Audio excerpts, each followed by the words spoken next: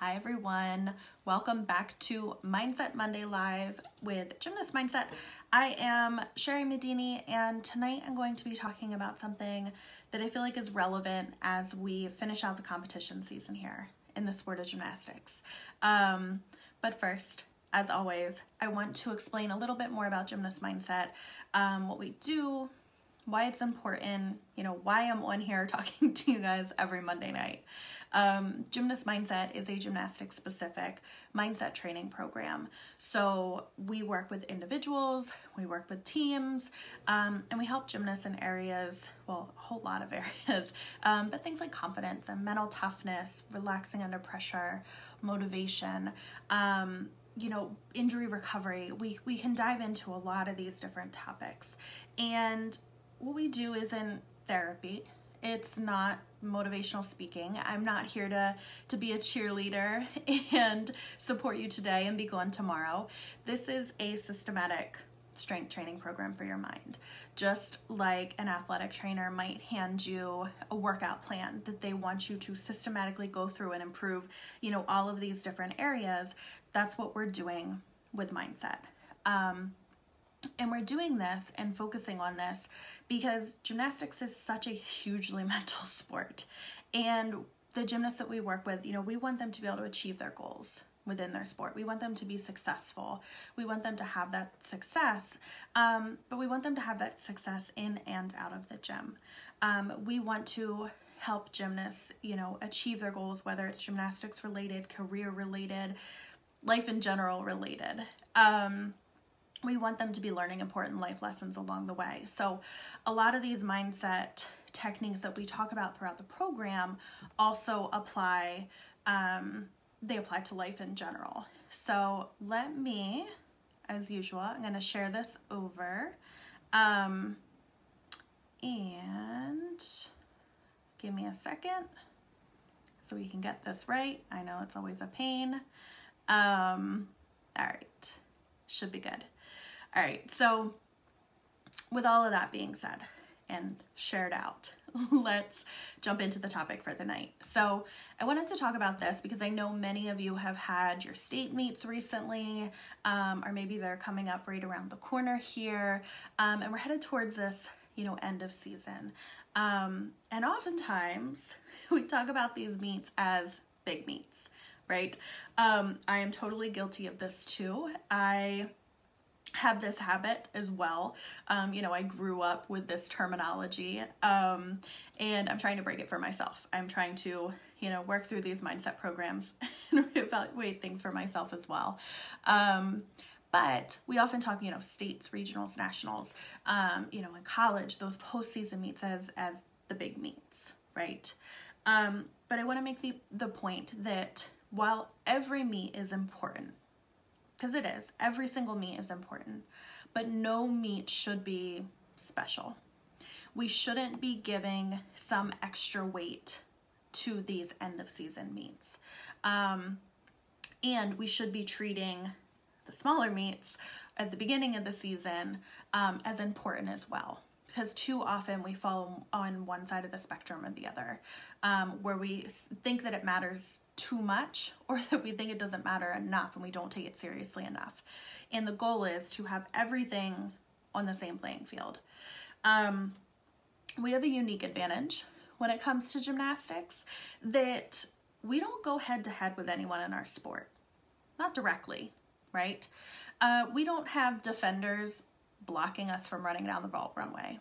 We don't have, a wrestler trying to swipe our feet out from under us when we're trying to go tumble. It's just us and the equipment. Yeah, there's judges, yeah, there's competitors, but none of them are directly influencing us. We just have to go out there and do those same routines that we've been doing over and over and over again. My brother was on a state championship winning soccer team. And watching him go through those different rounds, it was interesting to watch how, when he got to the final round, it was kind of a different game.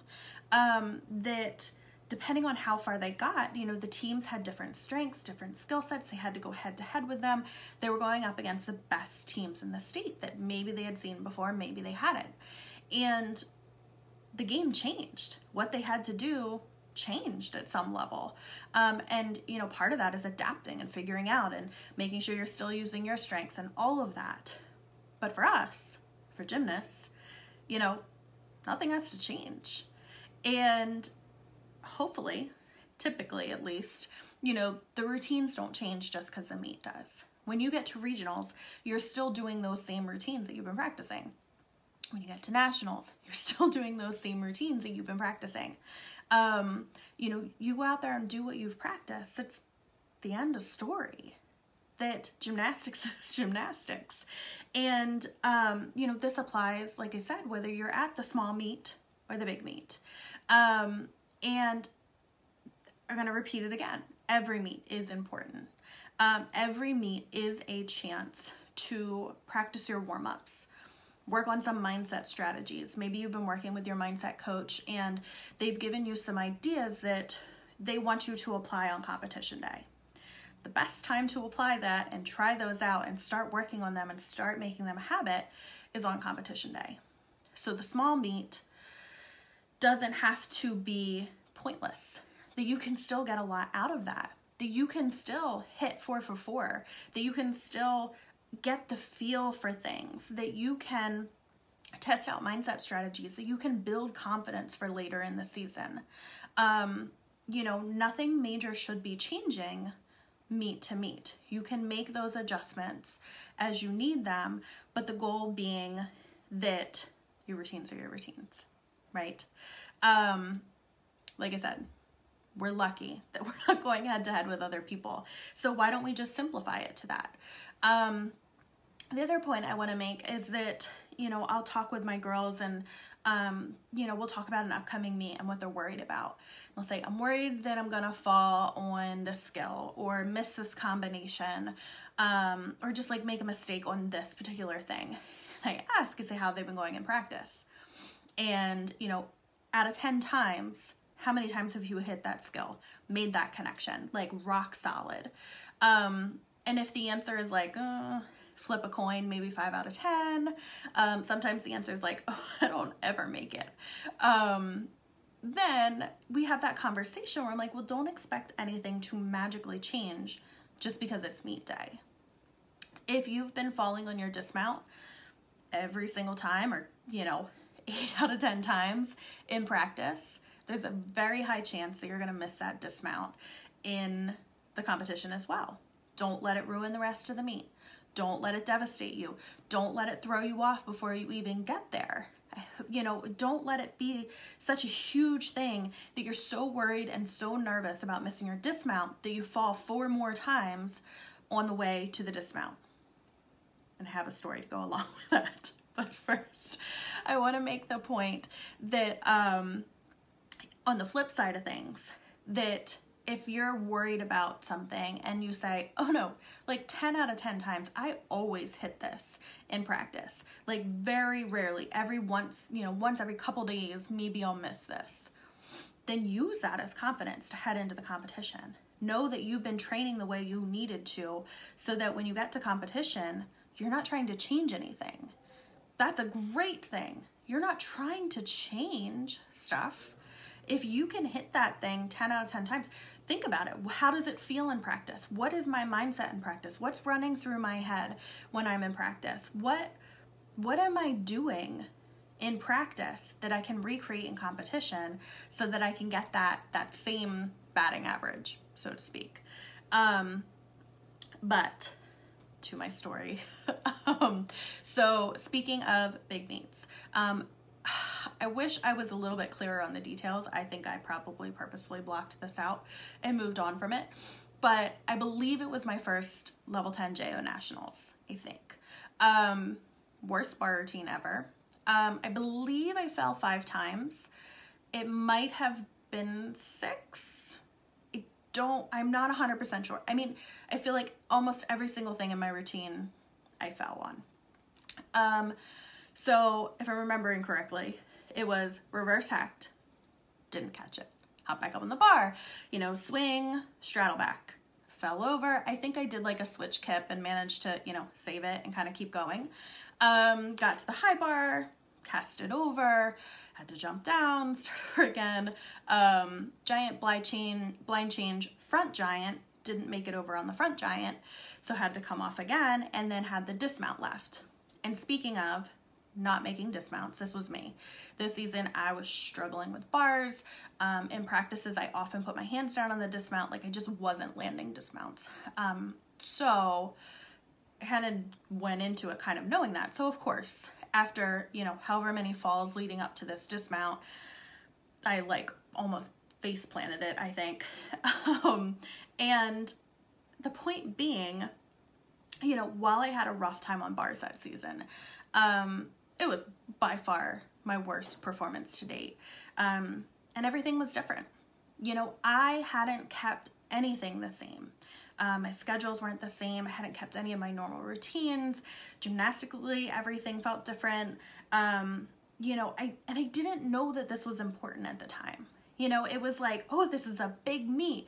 We got to travel there. This is a new experience. I have, you know, new teammates, and it's just like this whole different thing. And I didn't realize how much that could throw me off. And I'm sure there were other factors at play there too, but this was a big piece of it. If I had competed like I'd been practicing, I probably would have put my hands down on the dismount. Okay, you know, that's what had been happening in practice.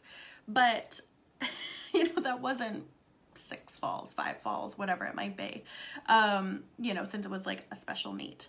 So, you know, I share all of that with you to, 1, let you know that I've been there, and 2, that I would have done it differently if I had known better. You know, gymnast mindset didn't exist back then. It wasn't a thing, but you do have this option now. And the goal is to start building these tools, start building these habits, start thinking in this direction, and working on this mindset piece of your sport so that you can have more successes. So if you are a gymnast or a coach or a fellow teammate, know somebody who, you know, might be struggling with mindset issues. And also someone that just wants to work on improving this. You know, a lot of times we're working on some of those more severe issues. But we can also help people get to that next level. That even when you're doing well, let's work on it. Let's get to that next level. Let's keep going. What more can we do? How can we get you there? So, you know, please share this with everyone that you feel might find it helpful. We love to spread the word in that way. Make sure that you're following Gymnast Mindset on all social media. We are just at Gymnast Mindset, Facebook, Twitter, Instagram, all that good stuff. And you can also head to gymnastmindset.com. We do have more resources there. There's more info about the programs that we offer, teams, individuals. We have a kid mindset program now as well. And we do offer a free trial mindset session for anyone that's interested in, just to get a feel for things, and feel like, you know, get a better idea of what that would look like. So with all that being said, I want to offer, you know, good luck to you guys as you're heading into these end of season meets, but also the reminder that your routines are your routines. To go out there and do what you know how to do, to not let any big meet intimidate you. Don't let it be special. Let it be important. Let it, you know, but don't let it be special. Don't let, you know, oh, it's my first time there, or it's gonna be my last time there, or colleges are gonna be there, or whatever it is. We can find so many reasons to get ourselves anxious about it, worked up beyond what we need to. So let's stay as calm as we can, head into it with that confidence. And I appreciate you guys watching. I will be back again next Monday night, 9 p.m. Eastern Standard Time, for another Mindset Monday Live. And if you have any questions in the meantime, feel free to reach out via the website, via our Facebook page, whatever's easiest for you. And I will talk to you guys later. Bye.